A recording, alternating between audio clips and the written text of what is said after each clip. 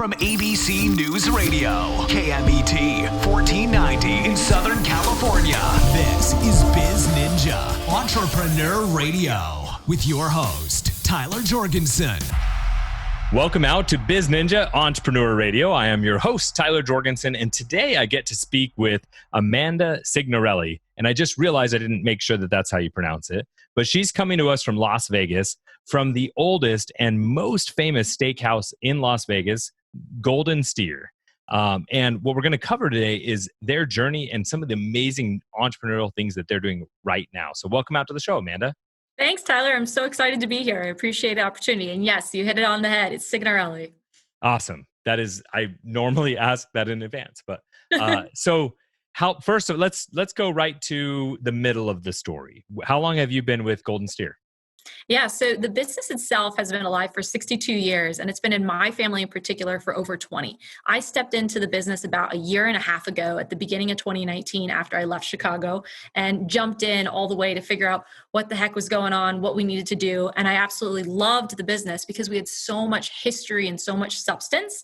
There was way more than just a restaurant there. There was a legacy, and it was something that was really core and iconic to the history of Las Vegas. And I wanted to come up with other ways that we could share such a special piece of it with the rest of the nation. And so that was what we were really focused on for quite some time, was how do we keep growing what is an amazing story behind this business? So you were already getting the ball rolling on this next step before the pandemic hit and everything happened. Yeah, we immediately started thinking when we first took over, what do we need to do when it comes to getting the story out there? We were very fortunate in that the business had been around for so long and had been doing a great job operating. It was really a great machine where we had people who had been doing exactly what they do for over 30, 40 years. Actually, our two lead chefs have been with us for both 30 years. But There hadn't been very much work put into marketing and storytelling, or really the platform itself. The website had never been updated in 15 years, little things like that. And what my favorite example was also, we were still doing all checks that were literally being hand cut every single day. So little things just to bring it up to the digital century that required implementation. And so there were a bunch of low-hanging fruit opportunities super early on, but I don't think we realized that we would get to where we are today so quickly. So I love, when I'm traveling, I love finding like the local old restaurants. And that's actually one of the things I'll look for is the website that's old, not that's recent and crappy, but like if it's old and outdated, because it just tells me like they're from the older era, right? And so, but I'm okay that it's fancier now. So we started in the middle. We're gonna go even farther back. So is entrepreneurship just in the family? Is it in the blood? When did you realize you kind of had that spark for business? Great question. So yeah, my father has always been a lifelong entrepreneur. He actually built a casino in Vegas from scratch himself. Wow. Brought it public, the whole 9 yards out in Mesquite. And so he's always been really interested in new businesses, new deals, and everything. My mother, on the other side, was always an entrepreneur in her own right in terms of her passion. She actually opened multiple schools in Las Vegas and was really interested in helping those in highly disadvantaged areas. She's definitely a hero. So they're both one of those types of people that always want to do what they can and are action-oriented individuals and very focused on self-sufficiency. So I feel like from an early age, there was always this idea of like, what do we need to do and how are we going to get it done? And that's on us to figure out. So that's definitely deeply rooted. And with that, there's always the ups and downs, right? We also saw that quite a bit growing up. Sometimes there would be a win and sometimes there'd be some pretty severe losses. And I think it's important to see both of those, to say the least. Yeah, it is. I just recently published my story of some of my journey, and it was, there's ups and downs. And I think it is good for the kids to see it, honestly. It doesn't really protect, and honestly, it's good for the world to see that it's not always winning. So you said you came back from Chicago. What were you doing before you decided that you were going to be like the next major restaurant innovator? So it was pretty exciting for me because when I was in Chicago, I was actually very fortunate that I had started my career off in management consulting, which was a great start to kind of get the basics, really understand all of the pieces that you need to when it comes to running a business. But I was not necessarily super excited that my work product would exclusively be PowerPoint presentations. I thought there had to be something more, and decided to join into the startup world. And the first job I took was actually at a company called Tech Week. I started off as a junior sales rep, cold calling and pitching hiring fair booths booths for a conference, and Awesome. eventually worked my way up and became CEO of that company. And so I Wow. was CEO for about 3 years. Absolutely loved it. Expanded to a bunch of markets. We were reaching over 100,000 people a year in our conferences, and became one of the top conferences by Inc. and Forbes and a few others.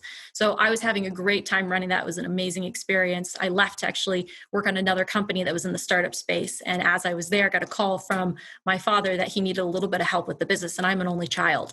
And so when I got the call, I knew obviously I was coming back to Vegas. So Yep. we immediately packed up, got out there, and made sure we were ready and prepared to do whatever we needed to do. So, I mean, that's like, I love that because business is about family, right? Like the reason that we take these big risks is because if we want to leave a legacy, we want to create more, we want to add value. And but every once in a while, you need help. And the fact that you were willing to drop everything and come back and join the family business, so amazing.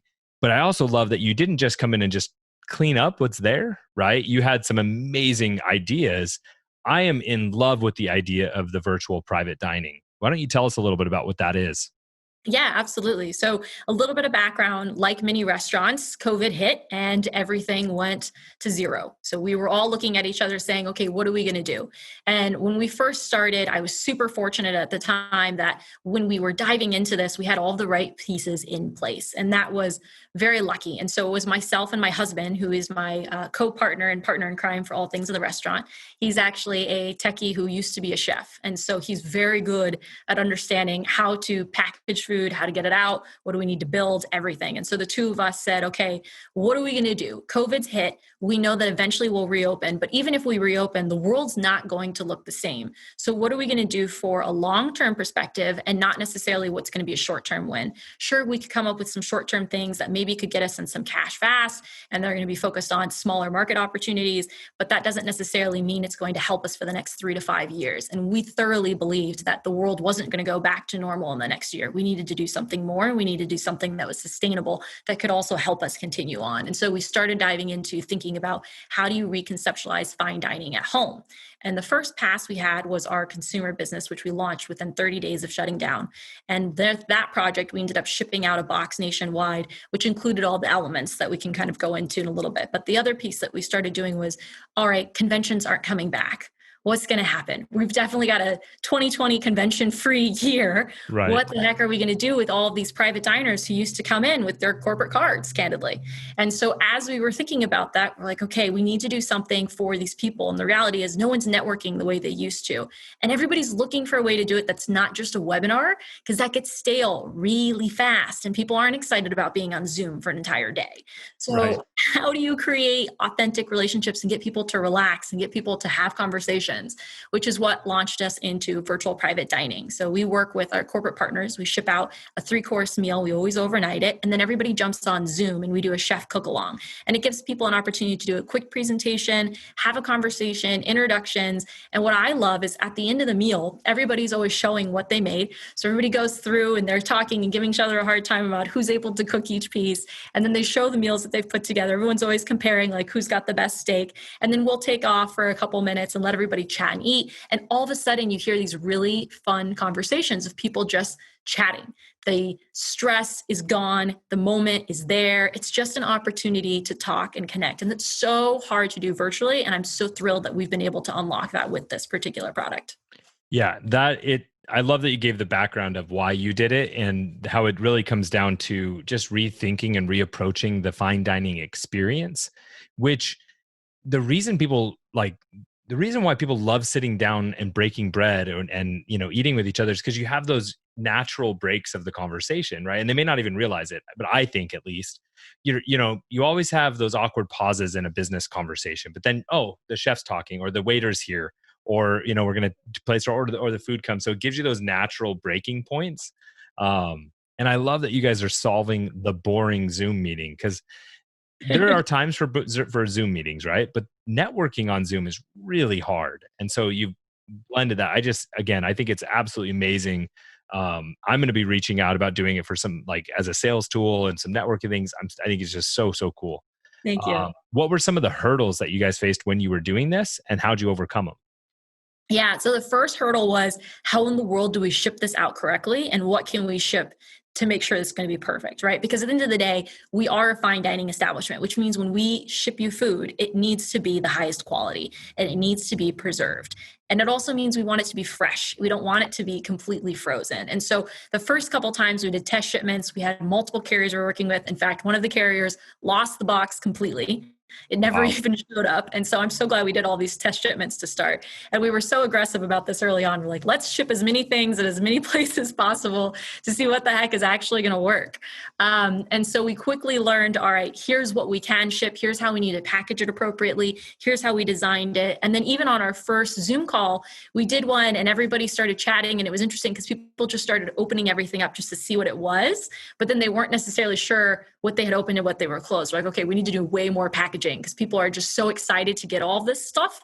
And we're like, okay, let's design all of this. So then we were creating all of these labels and stickers and instructions. And then we quickly realized the hard part when you've got these experiences is also making sure people can follow along, but they're not nervous about stepping in. So then we're like, okay, let's make sure we've got the instructions that we're checking in on the call, but then we actually provide instructions in the box. So if people get lost, there's recipe cards for everything. And then we have somebody on Zoom chat who's actually going do it step by step and then can answer questions individually. Because some people get super embarrassed about being like, hey, I actually like my steak well done. What do I cook it on? And you're like, all right, don't worry, judgment-free zone. We can have this conversation. So you've got like a chef leading it and then a sous chef answering comments. Yes, the entire time, which is pretty amazing. Great. Yeah. I just think it's so cool. It's because in a way, it almost makes this more intimate than what it was like before, right? They're actually interacting with the chef, seeing the why behind it all, seeing the art of fine dining instead of just the experience of it. Really, really cool. To your point, I think the other thing that people have loved is it feels more authentic because the people that are doing the presentations right now is myself and my husband, right? Because we're the founders and we're the ones that came up with it. So when we're on these Zoom meetings, it's my husband who's a chef who's trained and is going through everything. And then you've got me who's partial sous chef with him. And people appreciate that we're just two restaurateurs that are trying to do this and are passionate about it and are there to do it. And we did, 3 back-to-back one day. And everyone was excited that it was us and that we cared enough to be doing this and consistently. And I think that authenticity rings true more than that highly produced stuff more than ever. So you guys have, the oldest and most famous steakhouse in Las Vegas. You've been around since 1958. How now you have this amazing fine dining and a, remote experience. What are you doing to get your story and that history out so it's not being lost in this modern version and modern iteration of the company?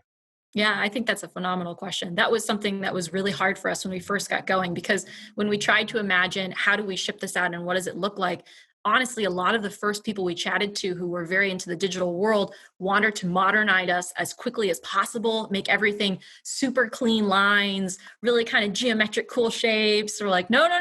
We don't want to just look like every other brand that's on the internet. We don't want the story to get lost. Like, it has to be us. And you know what? The reality is that we are a textured, gritty, dynamic, we're an old school brand. We're also breaking out some of these old school colors that people are like, oh, you would never use them. Like, no, like, it's the brand, it's the story. I love it. What are you talking about? And so we worked with a few folks to come up with the creative side, which I was very excited about. But we also realized no matter what we put out there, what was going to be equally as important was stories and content, and that couldn't be lost. And so the first wave, as we started designing this, and we kind of thought about it in terms of 3 pieces when we think of fine dining in a box. You've got the service, the ambiance, and the food. And ambiance is also a product of our individual history, both the physical space and how we've created that. And so one of the first things we thought was, hey, we go into the restaurant and the first thing you hear is Frank Sinatra, Fly Me to the Moon in the back, right? We've got all the old school songs for everybody who used to come to the restaurant. We always have them playing. People know it when they walk in. They feel cool. They're going back into the era. Why can't we put that in the box? So we said, okay, well, we can. It's called a QR code. It's a Spotify playlist. Let's do it. So we immediately put that together and said, all right, step 1, when somebody opens this box, we want them to be able to scan it and then have the tunes in the back and set that. And so we're kind of level setting on what's this experience. And then we have all of the stories that are on there. We actually now are starting to do little mini commercial videos that we're putting out on our social media in about a month here that we've been filming for the past 3 months, which are all these interviews with people who used to come to the restaurant. We just finished doing an interview series with one of the old mobsters who used to come in actually in partnership with the paper here in town that's getting out those stories. And now we're embedding them in a lot of the content and the videos and then the emails that come out and then the packaging itself. That way you are always in mind of like, this is not just food. This is coming from the brand. This is coming from the history. This is why it's unique. This is why it's different. Yeah. I'm glad that you stuck to your guns about really keeping the old feeling, the old colors, the old textures and designs, because one, I think we're in this really fun stage of life where there is like all of the generations right now appreciate the past. It's this, like, there's a romantic part of nostalgia, right? And I think that especially the Rat Pack and the era that you guys really started in, there's a real affinity towards that. And so it'd be so sad if that got lost. And so, and I mean, younger kids today still sing Frank Sinatra and they still know his songs. And I just think it's neat. It really transcends generations and time. And, if you're a millennial or a Gen X or whatever, it works across those bounds. Right. Yeah. So you guys have, you still have the restaurant. Are you guys back open? Yeah, we're back open. We're operating at 50% capacity. We are so fortunate and lucky that we are actually turning people away right now because we are still able to get that demand. And I think it comes from the fact that we've also really committed on how we've handled COVID in particular. We are very aggressive about the safety measures. We do not waver on them whatsoever. We're very aggressive about social distancing. We're very aggressive about making sure those tables are shut down. And we've been very vocal about that through the whole experience. And even in town, some restaurants, when they reopened, the first thing they did was they reduced their menu. They increased the prices, and they also added something that became quite well reported here, which was called a COVID surcharge. And so they were throwing an extra 3-4% on top of the bill and not even telling people, so that you'd be dining out and all of a sudden it's more expensive. And we came out and we were very aggressive and said, we're keeping the same menu. We're not changing or cutting anything. We're keeping our prices. We're not increasing it. And we're not going to charge a COVID surcharge. And that tweet actually we put out there went viral, which was kind of nuts. So we ended up getting like 80,000 likes on it in less than 3 hours, something crazy. We had the news coming in, and it was just interesting to see that commitment was something that people really appreciated. And even so much as we brought in mannequins for the tables that were shut down that are wax-like replicas for the people who dine. So there's like a Marilyn Monroe replica in the actual booth. So yeah, it maintains the ambiance of a full restaurant. Plays with it a little bit of it being, from the old days, but because I think it's true. I mean, I love that you said the three prongs are service, ambiance, and food. That food's actually last, right? In that list, not saying it's prioritized, but if the service is bad, if the ambiance is bad, by the time the food comes, it's not going to work. It's not going to fix everything. And so finding ways to build that same ambiance both into your virtual stuff and your at home things, but also in a 50% capacity restaurant, really important. Yeah, absolutely. Because I mean, a lot of spaces you walk in, and if the tables are all shut down, you feel very odd sitting in a super empty restaurant with no noise and no bodies. It's just very uncomfortable. And so the more that you can add levity while still respecting the importance of this environment, the better. And so that's what we were very focused on. But now we're at the point, which is great, of we have all three businesses that are alive and running full steam ahead, which is a whole new world for us as well. So we didn't name drop enough here at the beginning. Who are some of the famous people that have dined and frequented your restaurant? Yeah, absolutely. So the big ones that everybody always points out was Elvis Presley used to come all of the time. Marilyn Monroe, Joe DiMaggio, Frank Sinatra, Sammy Davis Jr., Dean Martin, Muhammad Ali, some of the latest kind of greatest next iterations. We've got Holly Madison, Terry Fader, Bette Midler, some other folks who are all from California that are very anonymous in their eating habits, but love to come in and dine. Sure. And so we get some really interesting people that are there and some wild stories, which is really neat. And all the booths still have the folks who used to eat there the most often. So the most requested booth is the Frank Sinatra booth, no surprise. And everyone comes in excited to kind of experience his own place. Yeah. So just between us, does Elvis still dine there? His mannequin does. That's okay. Sure. Okay. So now you said there's 3 lines of business. We really covered the virtual private dining and the obviously the restaurant. What's the third one? The third one is our fine dining in a box. So that's our consumer-centric product where we're actually shipping out our boxes and everyone can get a chance to get all of these pieces together. And our big thought process there when we first launched was we didn't want to just be steaks in a box. If we did that, then there wasn't enough thoughtfulness in there and it wasn't sticky enough and it wasn't going to stand out in the market. What in the world did we need to do to make it a little bit different? Especially since nowadays you either do dinner and it's super mundane and it's just like you're eating for nutrition, or you're going full on cooking all day, which was really great the first 2 months of COVID, and now everybody's kind of tired of it. So like, what's the in between? And that's where we said fine dining should sit. Fine dining in a box should be right in between those things so that you can have all the little elements that you want when you spend all that time cooking, like this handcrafted butter that we now include in all of our boxes, which is done in the back and cooked every day. And then the au jus, which is also something that comes from hand carving all of our steaks individually. We've got a box coming out now that also includes embroidered napkins, twice baked potatoes in there, cream corn, all these little elements so that it's a full experience. It's not just one thing, which I think is really fun. So I recently did a presentation on how important it is to add physical products into businesses, right? So I love that you're adding in embroidered napkins, right? Where that's something that even when they're done with the food, they can still keep, talk about, share, remind them, right? One, it's good for you. It reminds them to come back and, oh, that was such a cool experience. We should do that again. Yeah. Yeah. Is there any other swag or merch that you guys are doing that, to increase the touch points? Yes, there is. Because we're absolutely the same mind. You get 100% open rate on your package. So you better make sure every little piece of it is perfect. And so another element we've got that we're launching is these branded insulated bags that actually have our logo and it says, "Keep it on the rocks." Which I thought was very clever and well done. So that is something that comes inside all of those pieces. And then for Black Friday and the holiday period, we're actually going to be including pins that are throwback pins with all of the iconic signs. We have one of the most famous signs in Las Vegas because it's the old neon one. It's been featured in a lot of different neon museum and history pieces. And so we got a little pin that's a replica version of it that we're really including cool in all the orders for that time period. That's a super, and I love those limited edition things that it's a way to reward the customers, especially the early adopters and people. And obviously it's good for business, encourages them to come back. But I love finding ways to really delight customers and find a way to make it special. So you guys have these now. You went from dad saying, "Hey, we're struggling." Now he's got three. He's got a new website. He's got 3 different revenue streams. He's got his daughter back in town, right? What are some of the next things you guys are going to be doing?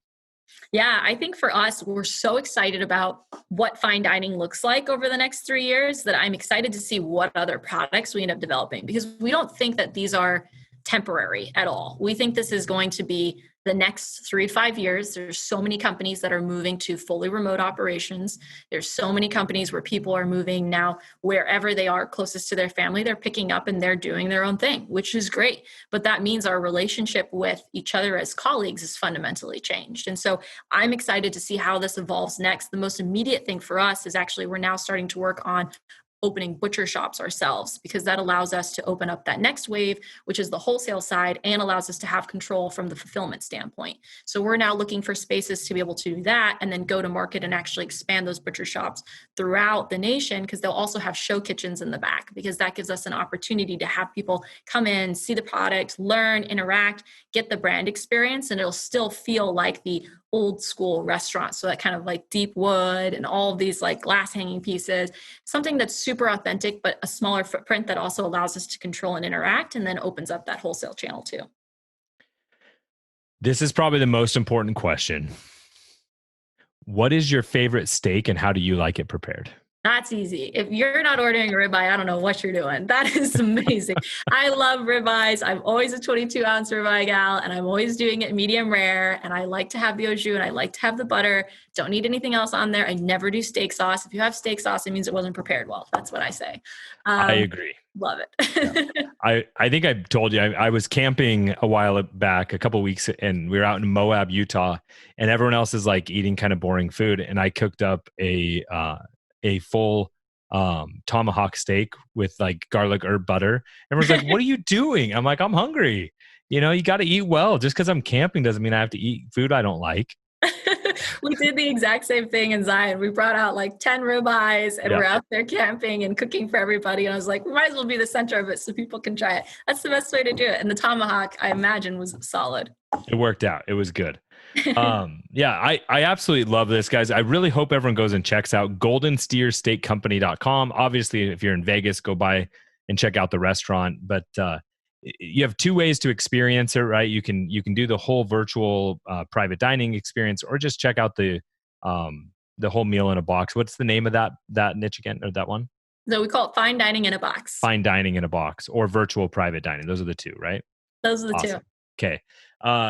So I'm a big believer that the reason that we go through these ups and downs of entrepreneurship is to create the life that we want. So Amanda, what's something on your personal bucket list that you're going to accomplish in the next 12 months? Ooh, that's a really great question. I love that. Before COVID, it probably would have been something travel related. I think right now it's probably much more based off of my own personal kind of just lifestyle and fitness goals, where if there's one thing I have really appreciated about the ups and downs in this period is the ability to craft the way I want to live my life and be able to say, I want to work out every day and control when that's going to happen, small things like that. So I think a personal goal for me is probably much more focused on my own health and being able to be as outdoorsy as I want, being able to go out and kayak on a weekend. So that's probably what it's going to be, is doing that and setting up a goal for myself so that I can do it whenever I want.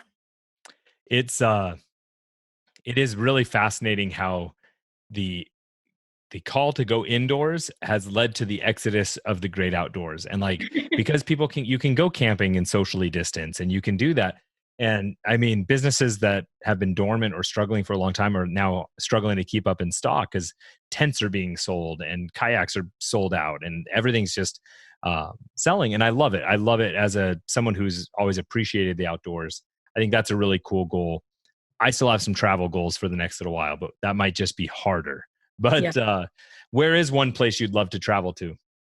Ooh, that list is so long. The first patch was all actually international locations. I would love to be in Hong Kong and see that kind of environment. I think for right now, while it's domestically focused, I would love to be able to go somewhere like Maine and see all of the different colors of the trees, because as much as I love Vegas, it's really 2 seasons and we don't have a lot of green. So all of a sudden, I'm really craving that kind of classic environment where you see the maple trees and you see a little lake. And so I think that would be the one I would love to knock off my list this year. I love that. So everyone, please go check out goldensteerstatecompany.com. Amazing things that they're doing of taking the old fine dining experience and bringing it right into your house. So Amanda, thank you so much for sharing the family story and sharing the story of the Golden Steer. Really appreciate you. Thank you. Appreciate it. All right, my biz ninjas everywhere, wherever you're listening, it's your turn to go out and do something. Thank you for listening to BizNinja Entrepreneur Radio with Tyler Jorgensen. Please make sure to subscribe so you're first to hear new interviews and episodes. If you found this podcast to be valuable, please share it with a friend. Don't forget to visit our online dojo at bizninja.com to claim your reward for listening to the show.